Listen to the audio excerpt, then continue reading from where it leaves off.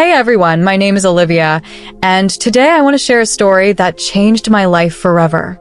It's a tale of love, betrayal, and finding strength when everything seemed to fall apart. Before we dive in, don't forget to like this video and subscribe to the channel for more incredible stories just like this one. Your support means the world to me. It all started a few summers ago when my husband, Daniel, suggested we invite his son, Lucas, to stay at our family vineyard. Daniel and I had been married for nearly 10 years, and in all that time, I had only met Lucas a handful of times. He was Daniel's son from a previous marriage, and while their relationship had always seemed distant, Daniel wanted to bridge that gap.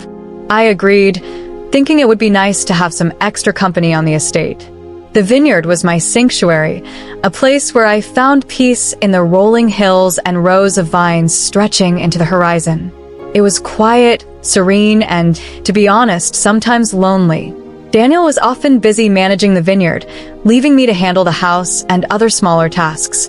I had grown used to it, but I couldn't deny that the prospect of having someone new around was a welcome change.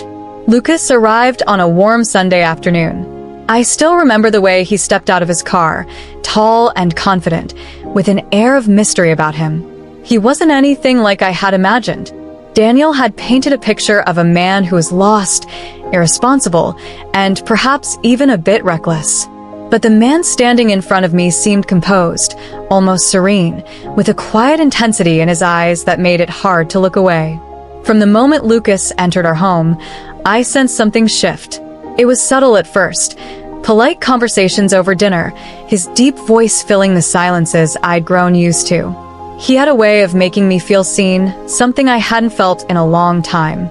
Daniel, ever the observant one, didn't say much, but I could tell he was watching. His eyes lingered on Lucas and me during our exchanges, though he kept his thoughts to himself. As the days passed, Lucas began to settle into the rhythm of the vineyard. He spent hours wandering among the vines, his presence both calming and unsettling. I found myself drawn to him, not just because of his enigmatic nature, but because he seemed to understand the quiet loneliness that had taken root in my heart. It wasn't long before our conversations grew deeper, more personal, and I started to feel things I hadn't felt in years. Little did I know, this was just the beginning of a story that would unravel everything I thought I knew about myself, my marriage, and the life I had built. I didn't think much of it at first. Lucas was kind, polite, and attentive, not in an obvious way, but in a way that made me feel noticed. He asked about the vineyard, my routines, and even the little things like what my favorite book was or how I liked my coffee. I chalked it up to him being friendly, perhaps even curious about the woman his father had married. But there was something about the way he looked at me that lingered in the back of my mind. One evening, Daniel had to leave for a business trip. The vineyard was in the middle of preparing for the harvest, and he trusted me to oversee the smaller tasks while he was gone. That left Lucas and me alone for a few days. I told myself it wasn't a big deal. We were family, after all, but the thought of his presence filled me with an unfamiliar excitement. That first night without Daniel, Lucas and I had dinner together. The conversation started out light, but as the night went on, it became more personal. He talked about his childhood, his complicated relationship with Daniel, and the struggles he had faced trying to live up to his father's expectations. His vulnerability caught me off guard, and I found myself sharing more about my own life than I intended. "I don't know how you do it," he said, his voice low and thoughtful. "Living here, handling everything. You must feel lonely sometimes." The question hit me harder than I expected. I hesitated, unsure of how much to reveal. It has its moments, I admitted, my gaze fixed on the glass of wine in my hand. But I've grown used to it. He leaned back in his chair, studying me with those deep, searching eyes. "You shouldn't have to get used to it," he said softly. I didn't know how to respond. His words hung in the air between us, heavy with an unspoken understanding. For the first time in years, I felt truly seen, not as Daniel's wife or the woman who managed the vineyard, but as a person with her own desires and struggles. The days that followed were a blur of small, seemingly insignificant moments that began to add up. Lucas would join me on my morning walks through the vineyard, his quiet presence a comfort I hadn't realized I craved. We talked about everything and nothing, our conversations laced with a warmth and ease that felt dangerously natural. And then there were the moments when words weren't necessary. A fleeting glance, a brush of his hand against mine as he passed me a tool in the garden, the way his gaze lingered just a second too long. I told myself it was harmless, that I was imagining things. But deep down, I knew better. One afternoon, as we walked back from the vineyard, he stopped suddenly and turned to me. "Olivia," he said, his voice steady but his expression uncertain. "Do you ever wonder if there's more to life than this?" I felt my breath catch, the question striking a chord I wasn't ready to confront. Sometimes, I admitted, my voice barely above a whisper. "But it's complicated." He nodded, his gaze unwavering. "Yeah," he said quietly. "It usually is." As I stood there, caught in the intensity of his gaze, I realized I was standing on the edge of something I didn't fully understand. Something that could change everything. The following days felt like I was walking a tightrope, balancing between what was right and what I couldn't ignore. Lucas had a way of drawing me in, effortlessly breaking through the walls I'd spent years building.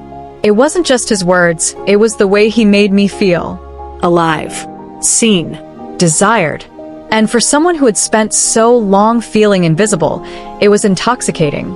I tried to focus on my responsibilities around the vineyard, but my thoughts kept drifting back to him. Every glance, every shared moment felt charged with an unspoken tension. Daniel called daily to check in, his voice steady and reassuring. I felt a pang of guilt every time I spoke to him, knowing the secrets that were beginning to grow between us. One evening, as the sun dipped below the horizon, Lucas found me on the balcony. I had gone there to escape my thoughts, to lose myself in the beauty of the vineyard bathed in golden light. But his presence only amplified the chaos inside me. "Mind if I join you?" he asked, his voice soft. I nodded, unable to trust my own voice. He leaned against the railing beside me, the silence between us both comforting and heavy. "It's beautiful out here," he said, his gaze fixed on the horizon. "Peaceful." "It is," I replied, though my mind was far from peaceful. My heart raced just standing so close to him. For a moment, neither of us spoke. The air was thick with words unsaid, emotions unacknowledged. And then he turned to me, his eyes searching mine. "Olivia, I know this might sound out of line, but I can't stop thinking about you." My breath caught, his words both thrilling and terrifying. "Lucas," I began, my voice trembling, we can't." "I know," he interrupted, his tone laced with frustration and vulnerability. "But I can't help it. I see you, Olivia. I see the way you try to hold everything together, how lonely you are. And it's not fair. You deserve more than this." Tears welled in my eyes, his words cutting deeper than I wanted to admit. "It's not that simple," I whispered. He reached out, his hand brushing mine. The touch was fleeting but electrifying. "Maybe it could be," he said quietly. I pulled my hand away, the weight of the moment crashing down on me. "You don't understand," I said, my voice breaking. "This life, it's not perfect, but it's mine. I can't just throw it all away." He nodded, stepping back to give me space. "I get it," he said, though his voice carried a hint of sadness. "But I just want you to know, you're not alone. I'm here if you ever need someone." As he walked away, I felt a mix of relief and regret. I knew what I was feeling was dangerous, that it could destroy everything I had built with Daniel. But for the first time in years, I also felt alive. That night, as I lay in bed staring at the ceiling, I couldn't shake the memory of his words, or the way they made me feel. I was standing at a crossroads, and I had no idea which path to take. The days passed, but my thoughts didn't. Lucas was everywhere, his voice, his presence, even his scent lingered in the air. I kept telling myself to stop thinking about him, to focus on my life with Daniel and the vineyard. But no matter how hard I tried, it was as if I was caught in his orbit, unable to escape.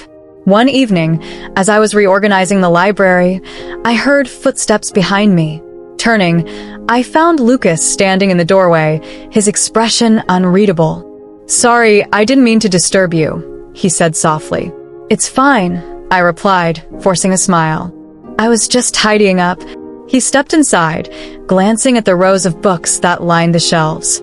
This room feels timeless, he said, running his fingers along the spines of the books. Like it's holding secrets from the past. I nodded, unsure of where the conversation was headed. I guess you could say that. He paused, turning to face me. Olivia, I need to ask you something, and I hope you'll be honest with me. My heart raced as I met his gaze. What is it? He hesitated, as if searching for the right words. Are you happy? I mean, really happy with all of this, with Daniel, with the life you've built here? The question caught me off guard. I opened my mouth to respond, but found myself at a loss for words. Was I happy? The vineyard was beautiful, my life stable, and Daniel had always been good to me. But happiness? That was harder to define. I don't know, I admitted finally, my voice barely above a whisper. It's complicated. He nodded, as if he'd expected that answer. You deserve to be happy, Olivia. Truly happy. And if you're not, maybe it's time to figure out why. His words stayed with me long after he left the room. That night, as I sat on the balcony, staring out at the moonlit vineyard, I couldn't stop replaying our conversation in my mind. Was I happy? Or had I settled for a life that was safe and predictable, but ultimately unfulfilling? The next morning, I found Lucas in the garden. He was sitting on the stone bench, a book open on his lap, looking more at ease than I'd ever seen him. For a moment, I just watched him, trying to make sense of the storm of emotions he'd stirred in me. When he noticed me, he smiled. Good morning. Morning, I replied, sitting down beside him. The air was cool, the scent of the vineyard filling the space between us. I've been thinking about what you said last night, I began hesitantly. About happiness. And, he asked, closing his book and turning to face me. I don't know if I've ever thought about it like that before, I admitted. But you're right. Maybe I've been avoiding the question because I'm afraid of the answer. He nodded, his expression thoughtful. Sometimes it's easier to stay in the comfort of what we know, even if it's not what we really want. We sat there in silence for a while, the weight of his words settling over me. I wanted to tell him how much his presence had changed my life, how he'd made me question everything I thought I knew about myself. But I couldn't. Not yet. Instead, I stood and gave him a small smile. Thank you, Lucas, for making me think. Anytime, he replied, his voice soft but sincere. As I walked back toward the house, I felt a strange mix of fear and excitement. For the first time in years, I wasn't just going through the motions. I was beginning to feel alive again. But I knew that this newfound clarity came with a price, and I wasn't sure if I was ready to pay it. The vineyard seemed quieter in the days that followed, though I wasn't sure if it was the place or just me. My conversations with Lucas lingered in my mind like an unfinished melody, repeating themselves over and over. I told myself it was harmless, that thinking about happiness and fulfillment didn't mean I had to act on those thoughts.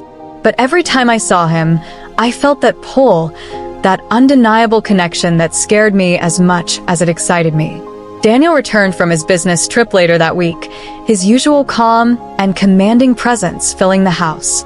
He was in good spirits, talking about the harvest and the plans he had for the next season. I listened, nodded, smiled when appropriate, and did everything I could to ignore the guilt that churned in my stomach. Everything went smoothly while I was gone, he asked over dinner, his tone casual but probing. Of course, I replied, keeping my voice steady. Lucas was a big help. He's really taken an interest in the vineyard. Daniel raised an eyebrow, his fork pausing midair. Has he now? There was something in his tone, a hint of skepticism, maybe even distrust, that made my chest tighten. Yes, I said quickly. He's been spending a lot of time in the fields, asking questions, learning how things work. Daniel nodded slowly, but I could see the wheels turning in his mind. He had always been a man who valued control, and the idea of Lucas becoming involved in something so important to him seemed to unsettle him. After dinner, I found myself retreating to the library, seeking solace among the shelves of books. But the peace I was looking for was short-lived. Lucas appeared in the doorway, his presence both a comfort and a reminder of everything I was trying to suppress. Everything okay? he asked, stepping inside. Fine. I lied, though my voice betrayed me. He didn't press me, just walked over to one of the shelves and started scanning the titles. Your husband seems focused. That's one word for it, I said with a small laugh, trying to lighten the mood. The vineyard is his life. Always has been. And you, he asked, turning to face me. What's your life? The question caught me off guard. I guess it's the vineyard too, I said, though the words felt hollow even as I spoke them. Lucas shook his head, a small, knowing smile on his lips. No, it's not. You're more than that, Olivia. I can see it. I didn't know how to respond, so I looked away, focusing on the spines of the books as if they held the answers I couldn't find. You shouldn't say things like that, I whispered. Why not? It's the truth, he said, his voice gentle but insistent. You deserve to be more than just part of someone else's life. You deserve to have your own. His words hung in the air, heavy with implications I wasn't ready to face. I wanted to tell him to stop, to leave me alone, to let me go back to the life I had built. But I couldn't, because deep down I knew he was right. That night, as I lay in bed beside Daniel, I stared at the ceiling, my mind racing. Lucas's words echoed in my head, and I couldn't help but wonder, what would it feel like to have a life of my own? To be more than just a wife, a caretaker, a shadow in someone else's world? I didn't have the answer, but for the first time I wanted to find out. I tried to keep my distance from Lucas after that night in the library, but it was like trying to ignore the sun. He was everywhere, walking through the vineyard, fixing something in the garden, even just sitting quietly on the patio.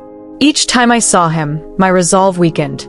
Daniel, oblivious to the storm brewing inside me, was busier than ever with the preparations for the harvest. His days were consumed with meetings and inspections, leaving little time for anything else. I told myself this was a good thing, that it gave me the space I needed to sort out my feelings. But instead, it only gave me more time to think about Lucas. One afternoon, I found him in the vineyard, crouched near a row of vines. He was inspecting the grapes, his hands moving carefully as if each cluster held a secret. I watched him for a moment, the sunlight catching the angles of his face, before I spoke. Hard at work? I asked, trying to keep my tone light. He looked up, a small smile tugging at the corners of his lips. Something like that. Your husband takes this place seriously. He does, I replied, stepping closer. It's his legacy. And yours? He asked, standing and brushing dirt off his hands. What's your legacy, Olivia? I hesitated, caught off guard by the question. I'm not sure I have one. He studied me, his expression unreadable. You should.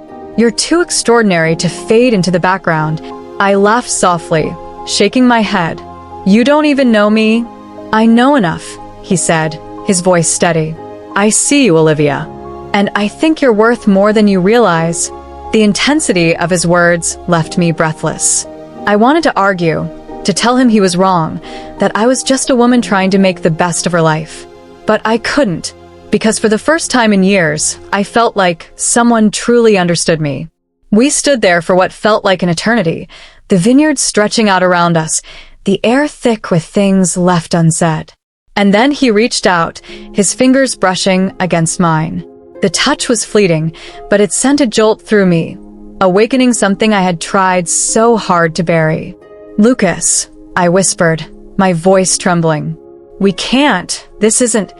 I know, he said, pulling his hand back. I just needed you to know how I feel. I couldn't look at him. The weight of his words, of his presence, was too much. I need to go, I said, turning and walking away before I did something I couldn't take back. That evening, Daniel was unusually quiet during dinner. He asked about the vineyard, the preparations, and Lucas. His questions were casual, but there was something in his tone that made my stomach twist. He seems to be settling in well, Daniel said, his eyes studying me. He is, I replied, keeping my voice calm. He's been very helpful. Daniel nodded, but I could feel the tension in the air. He didn't press further, but his silence was more unsettling than any words could have been. After dinner, I retreated to the balcony, the cool night air a welcome relief. As I stared out at the moonlit vineyard, I felt a sense of unease settle over me. Things were shifting, changing, and I wasn't sure how much longer I could keep everything from unraveling. I knew I was standing on dangerous ground, and every step I took brought me closer to the edge. But I couldn't stop. Not anymore. The days seemed to blur together after that, each one pulling me deeper into a storm I didn't know how to escape. I avoided Lucas as much as I could, but it didn't seem to matter. He was always there, in the quiet corners of the vineyard, in the fleeting glances we shared, and most of all, in my thoughts. Daniel, as perceptive as he was, had started to notice something was off. He didn't say much, but his gaze lingered on me longer than usual, his questions more pointed. "You've been distant," he said one evening as we sat together in the living room. His tone was calm, but I could hear the edge beneath it. "I've just been busy," I replied quickly, trying to brush it off. "The vineyard, the house, it's a lot to manage." He didn't respond right away, just studied me with those sharp eyes that always seemed to see more than I wanted him to. "If there's something on your mind, Olivia, you can tell me," he said finally. "There's nothing," I lied, forcing a smile. "Everything's fine." But everything wasn't fine, and we both knew it. I could feel the tension between us growing, a silent chasm widening with every passing day. That evening, as I stood in the kitchen cleaning up after dinner, Lucas walked in. He didn't say anything at first, just leaned against the counter, watching me. The weight of his gaze made my pulse quicken. "You seem distracted," he said finally, his voice low. I glanced at him, trying to keep my expression neutral. "I'm fine. Just a lot on my mind." He stepped closer, his presence overwhelming. "You don't have to do this, you know," he said softly. "Pretend everything's okay when it's not." I turned to face him, my resolve crumbling under the intensity of his gaze. "What do you want me to say, Lucas? That I'm confused? That I don't know what I'm doing anymore? Because I don't." His eyes softened, and for a moment, I thought he might reach out to me. But he didn't. "You don't have to figure it all out right now," he said. "But you can't keep pretending either. It's going to tear you apart." His words hit me like a punch to the gut, because I knew he was right. I had spent so much time trying to convince myself that everything was fine, that I hadn't realized how much I was breaking under the weight of it all. The next morning, I woke early, the weight of my thoughts making it impossible to sleep. I decided to take a walk through the vineyard, hoping the crisp morning air would clear my mind. But as I wandered through the rows of vines, I found Lucas there, leaning against one of the trellises. "Couldn't sleep?" he asked when he saw me. I shook my head. "Too much on my mind." He nodded, his expression thoughtful. "You're not alone, you know. Whatever happens, I'm here." The simplicity of his words broke something in me. For the first time, I allowed myself to acknowledge the truth, that I was drawn to Lucas in a way I couldn't explain or control. And that terrified me. As I looked at him, standing there in the early morning light, I realized I was standing at a crossroads. I could continue down the path I had always known, safe but stifling, or I could take a step into the unknown, a step that could destroy everything. But no matter what I chose, I knew there was no going back. The days that followed were suffocating. Every glance from Daniel felt like a question. Every word he spoke carried a weight that made my chest tighten. Lucas, on the other hand, was a constant presence, always calm, always understanding. And that only made things worse. The pull between us was undeniable, but so was the guilt that gnawed at me every time I looked at Daniel. One evening, Daniel mentioned he had to go into town for the day to handle some vineyard business. The moment he said it, a mix of relief and dread washed over me. Relief because I wouldn't have to face his knowing glances, and dread because I knew what being alone with Lucas would mean. That morning, after Daniel left, I told myself to stay busy. I buried myself in chores, trying to keep my mind occupied. But by mid-afternoon, the house felt stifling, and I decided to take a walk through the vineyard. I found Lucas near the edge of the property, leaning against a wooden fence, his face turned toward the horizon. He looked so serene, so at ease, and for a moment I envied him. How could he be so calm when I felt like I was unraveling, escaping the world? I asked, approaching him. He turned to me, a small smile playing on his lips. Something like that. You?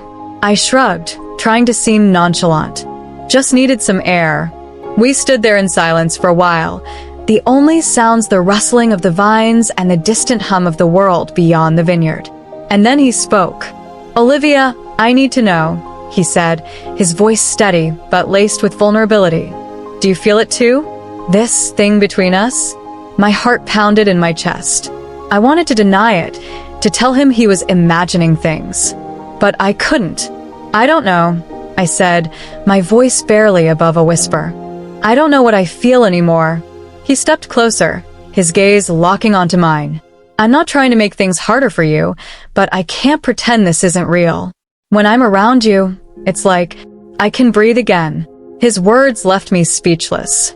I wanted to run, to escape the intensity of the moment, but I was rooted to the spot. And then, without thinking, I took a step closer to him.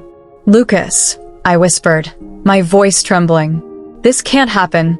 "Why not?" he asked, his voice soft but insistent. "Because it's wrong? Because of Daniel? Or because you're afraid of what it means?" "All of it," I admitted, tears welling in my eyes. "It's all wrong, and I don't know how to stop it." He reached out, his fingers brushing against mine. The touch was so gentle, so fleeting, but it sent a shock through me. "You don't have to decide anything right now," he said. "But I need you to know I'm here. For whatever you need." I pulled my hand away, the weight of his words pressing down on me. "I can't, Lucas," I said, my voice breaking. "I can't do this." Without waiting for his response, I turned and walked away, my heart pounding and my thoughts in chaos. I didn't stop until I was back in the house, the door closed firmly behind me. That night, as I lay in bed, I couldn't stop thinking about him. His words, his touch, the way he made me feel alive in a way I hadn't felt in years. But I also couldn't ignore the guilt that consumed me. I was trapped between two worlds, one safe and familiar, the other dangerous and exhilarating. And I knew it was only a matter of time before everything came crashing down. The tension was unbearable. Every moment in the house felt heavy, every interaction with Daniel charged with unspoken truths. I knew he could sense something was off, even if he hadn't confronted me about it yet. Lucas, meanwhile, kept his distance, though his presence was always felt. It was as if we were caught in a silent game, both of us waiting for the inevitable. One evening, Daniel surprised me by suggesting we have dinner together on the patio.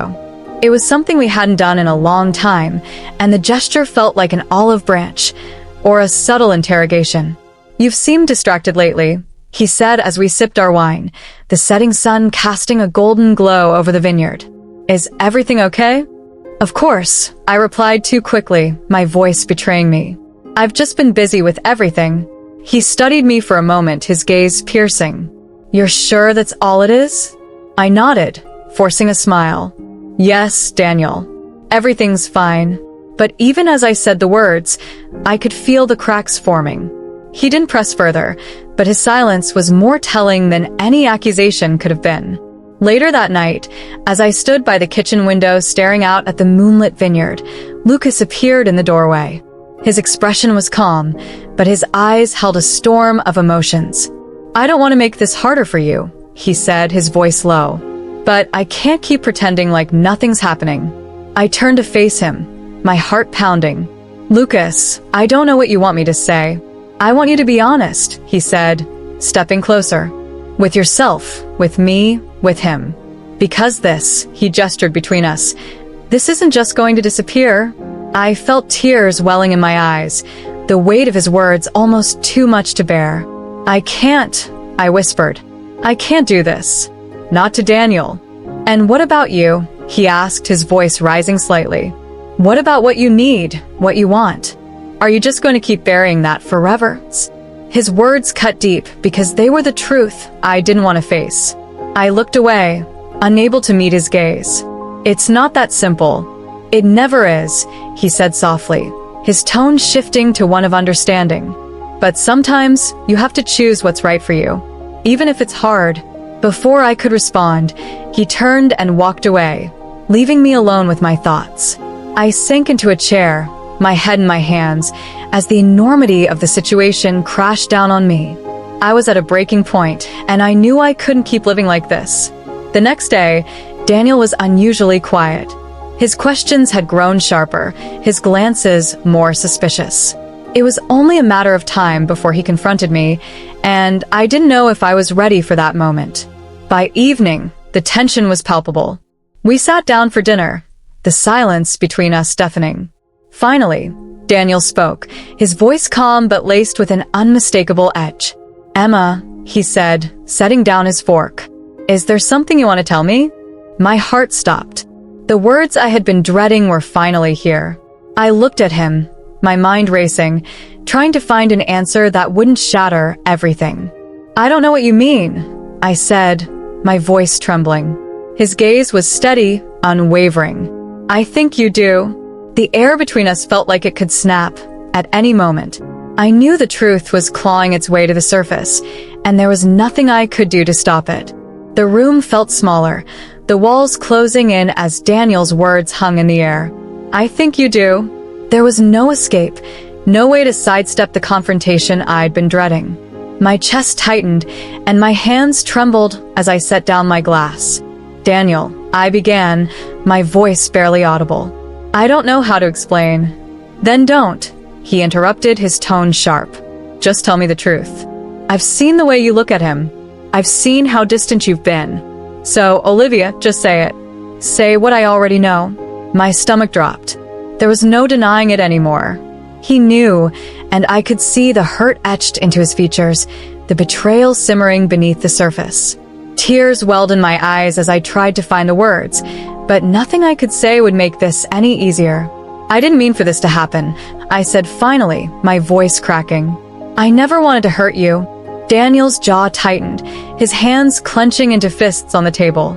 And yet here we are. The silence that followed was unbearable, a heavy weight pressing down on both of us. I wanted to explain, to justify, but what was there to say? That I felt invisible? That Lucas made me feel alive in a way I hadn't in years? None of it would undo the damage I had caused. "When did it start?" Daniel asked, his voice quieter now but no less intense. I hesitated, unsure of how much to reveal. "It's not what you think. We didn't. Nothing happened." "Nothing," he scoffed, his disbelief cutting through me. "Do you think that makes it better, Olivia? That it was just emotional? Do you think that hurts less?" "I don't know," I whispered, the tears spilling over. "I don't know what I was thinking." "I wasn't thinking." Daniel stood abruptly, the chair scraping loudly against the floor. "I trusted you," he said, his voice trembling with anger. "I gave you everything, and this is how you repay me?" His words hit me like a physical blow, and I couldn't hold back the sob that escaped my lips. "I'm sorry," I said, my voice shaking. "I'm so sorry." But my apology felt hollow, meaningless. Daniel stared at me for a long moment before turning away, his shoulders tense with barely contained rage. "I want him gone," he said finally, his voice cold. "And then I want you gone." The finality of his words left me frozen, the weight of my actions crashing down on me. I wanted to plead with him, to beg for another chance, but I knew it was too late. There was no coming back from this. That night, I packed my things in silence, the reality of my situation sinking in with every item I placed in my bag. Lucas came to find me as I stood by the door, my suitcase at my feet. His expression was a mix of sadness and guilt. "I'm sorry," he said softly, his voice heavy with regret. "I never meant to ruin your life." I shook my head, a bitter laugh escaping me. "You didn't. I did this. I made these choices." He reached out, but I stepped back, creating a distance between us. "Goodbye, Lucas," I said, my voice firm despite the ache in my chest. "Take care of yourself." As I walked out the door, I felt the weight of everything I had lost pressing down on me. My marriage, my home, the life I had built with Daniel. But beneath the grief, there was a strange sense of freedom. I had destroyed the life I knew, but perhaps now I could finally figure out who I was. Driving away from the vineyard, I glanced back one last time, the rows of vines disappearing into the distance. The road ahead was uncertain, but for the first time in years, it was mine to choose.